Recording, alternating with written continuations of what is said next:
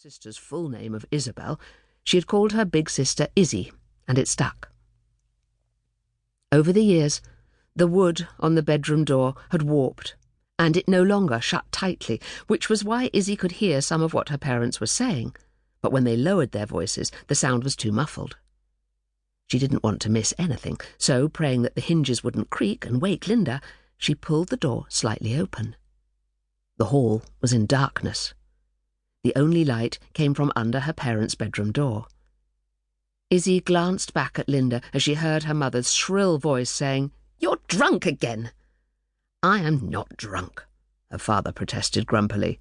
"One beer, that's all I've had." "How come you're so late home, then?" "What is this?" he said tetchily. "What gives you the right to interrogate me?"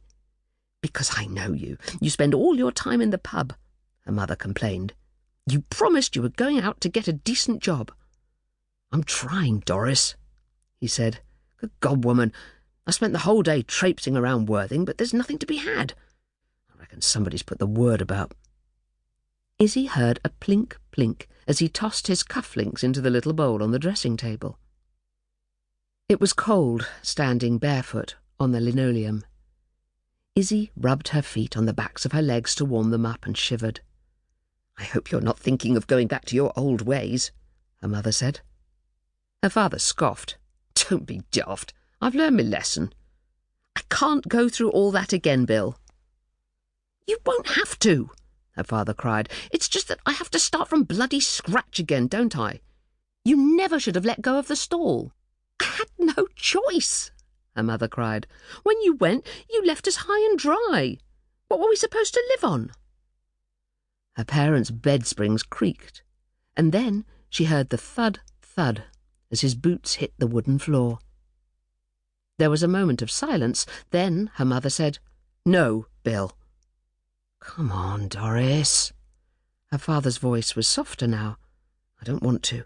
All this talk about the old days, it upsets me too much." "Then let me help you forget."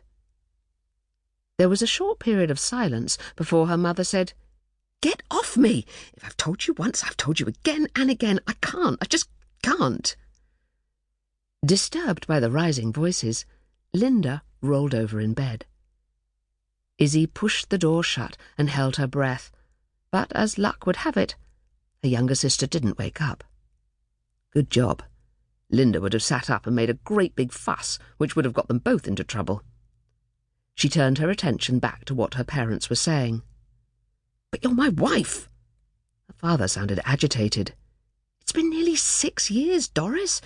How much longer do you expect me to go on waiting?" "I don't know." They'd been talking in heated whispers, but her mother's voice rose. "You don't seem to understand. All this worry—" "For God's sake," her father shouted. "I've given you the rent money, haven't I?" "Yes, but where did it come from?" Izzie's heart was beginning to thud in her chest. She'd heard this conversation before, and it usually ended up with her father stomping downstairs to sleep in the sitting room. Tonight, it sounded more desperate. She felt a tear sting the back of her eye. This wasn't the idyllic homecoming her mother had talked about through all those years of the war, when she'd tucked them up at bedtime. "When your daddy comes home," she'd said with such conviction that Izzie had believed every word, "we'll have such fun. We'll go for long drives in the country, we'll pack our bags and go on holiday, we'll catch the train to London, and maybe we'll see the king himself." Well, Dad had been home for 2 whole months now, and they hadn't done any of that. What was even more alarming, her parents' arguments were getting worse. "Doris, this is tearing me apart." "No!" Everybody said her father was a decent sort of chap, but to Izzie's way of thinking, her mother seemed a bit wary of him. She wouldn't let him kiss her, and pulled away from him, saying she was busy or she was tired if he tried to hug her. Her father and Linda got on very well, but that was because he spoiled her. Everyone said Linda was a lovely-looking child, whereas Izzie was only nice. Linda had fair curly hair like Shirley Temple, and Mummy gave her a ribbon at the side.